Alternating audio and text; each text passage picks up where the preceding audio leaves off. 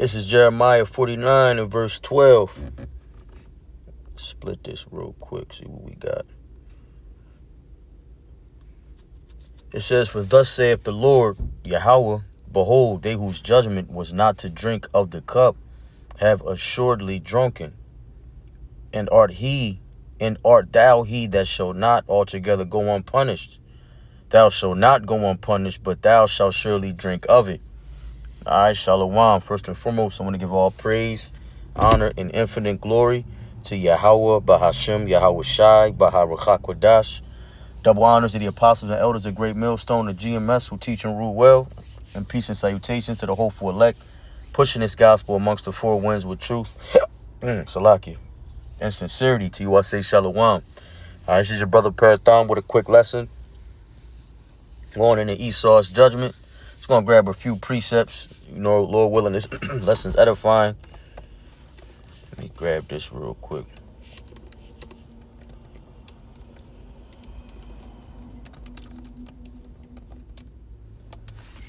All right. So the word cup. This is going into judgment. Let's grab it real quick.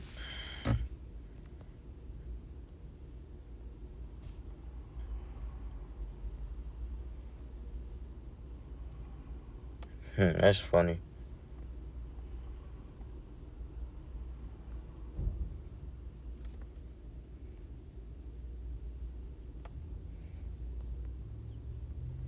All right, this is the word drink. There we go. Of drinking cup of Yahweh's wrath, of slaughter of wicked deeds. Mind you, there's two different cups. There may be more. This cup in particular is the Lord's wrath, right? The judgment on the nation of Israel, you so-called Negroes, Latinos, Native Americans, Seminole, West Indians, and Haitians of that legendary bloodline. We are God's chosen people, the apple of the Lord's eye, according to the Bible.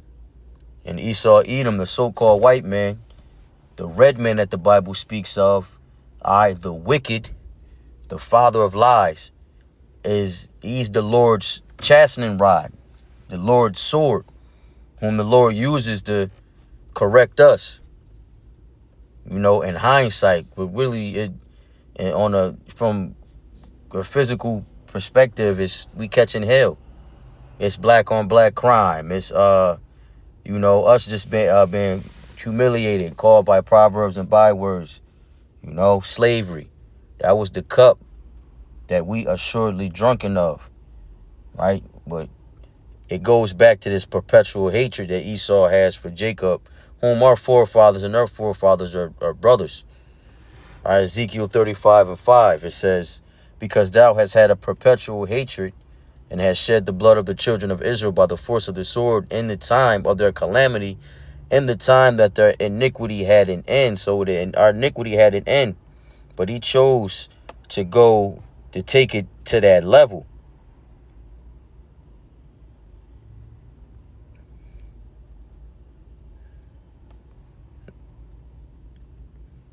Ezekiel 35 and 5. Let me get this word, Salakia. It's for edification.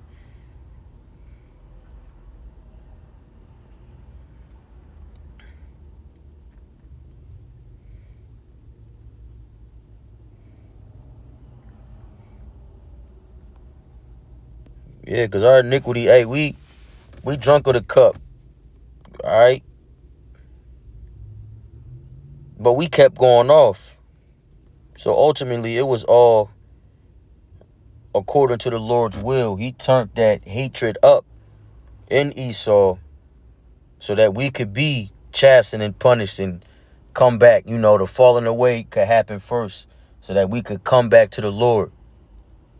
When you used to get your ass whipped by your mom or your pop, whoever raised you, it wasn't because they hated you or wanted to off you. That was for your correction. 9 times out of 10, you ain't do whatever you did to piss. You didn't do it again. You ain't make the same mistake. You know, the Lord chasteneth those that he loved.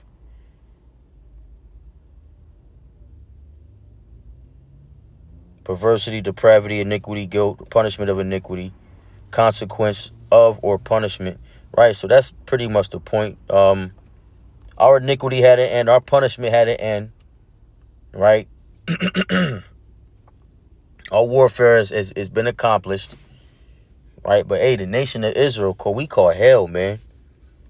Look, this is in the NLT. Your eternal hatred for the people, Ezekiel 35:5. Your eternal hatred for the people of Israel led you to butcher them when they were helpless, when I had already punished them for all their sins. And this goes back to that the supplanting of the blessing and the birthright.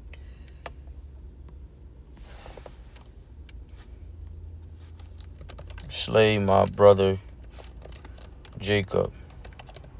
Genesis 27:41. And Esau hated Jacob because of the blessing wherewith his father blessed him. And Esau said in his heart, the days of mourning for my father are at hand, then I will slay my brother Jacob. You know, perpetual hatred. So, right, so that was the point to clear that up. Let's grab. And we still catching hell. Right, but the Lord he's going to cast our sins into the depth of the sea. Our robes are going to be made white in the blood of the Lamb. Lord willing, we endure unto the end. Lord willing, we are of that number, the elect. Because it's all about the elect, man. That whole nation of Israel will be saved in the kingdom, ultimately. But the elect they won't see that second death.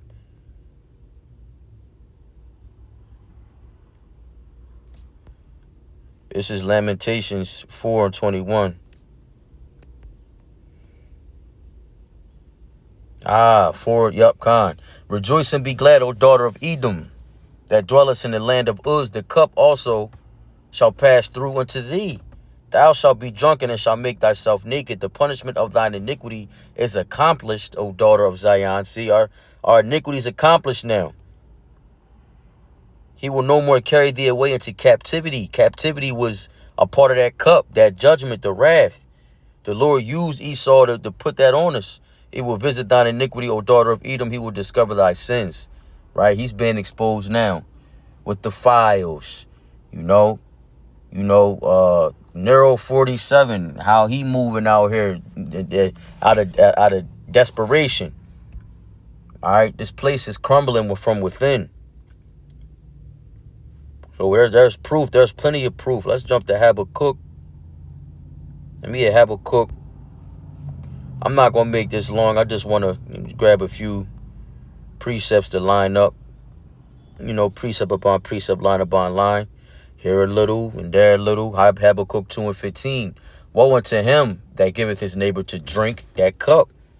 Right? Woe unto him, Esau, giving his neighbor, right, his brother, Jacob, the forefather of the nation of Israel, that putteth thy bottle to him and making him drunken also, that thou mayest look on their nakedness. Right? So America in general is everything about America is contrary to the scriptures. Wickedness, woe unto them that make evil good and good evil, roughly paraphrasing. Right? From social media to the morals of this land.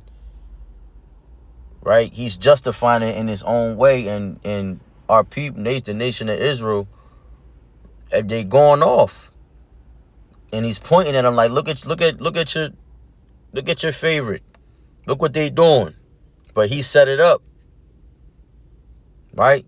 But it's 7,000 men that won't bend the knee to Baal, right? If it be possible, they would deceive the very elect, but it's not possible.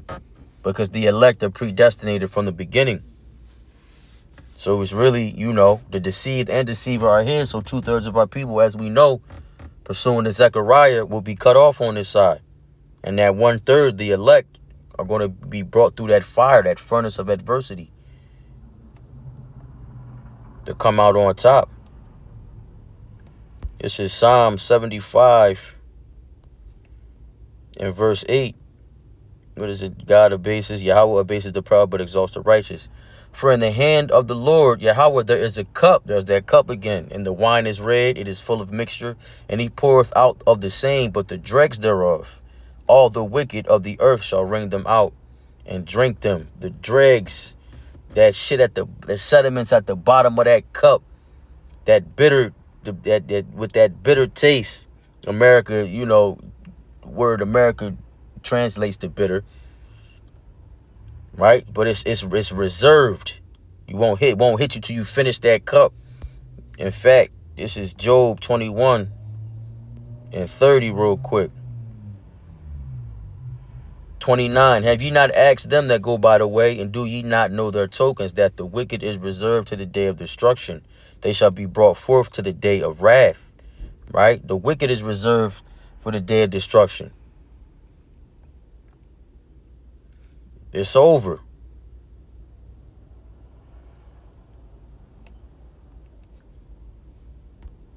Hold on. Shalakia.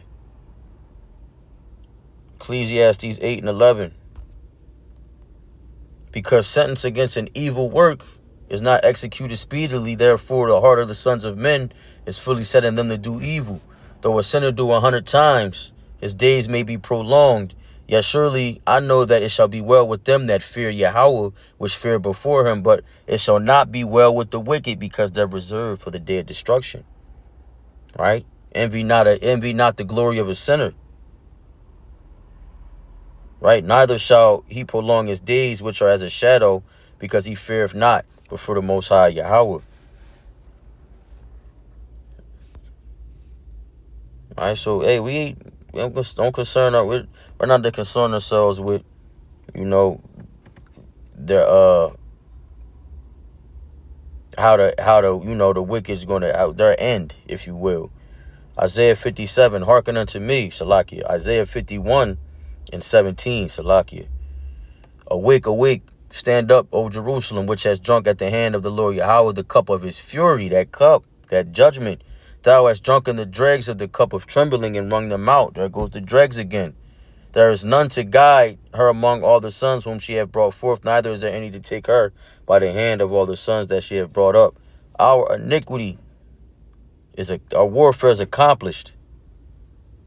Jump down to verse 22. Thus saith thy Lord Yahweh, and thy power that pleadeth the cause of his people. Behold, I have taken out of thine hand the cup of trembling, even the dregs of the cup of my fury. Thou shalt no more drink it again. But I will put it into the hand of them that afflict thee, which have said to thy soul, bow down that we may go over, and thou hast laid thy body as the ground and as the street to them that went over. Yeah, they literally walking over us. That's what it's saying.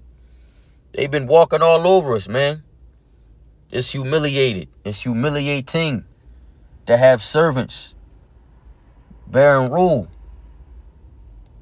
I've seen princes walking and servants on horseback. It's everything's upside down.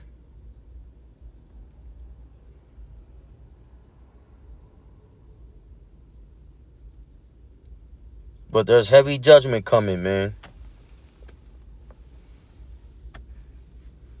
Let me close out with 2nd Esdras 6 and 18. It says, and it said, behold, the days come that I will begin to draw nigh and visit them that dwell upon the earth, and I will begin to make inquisition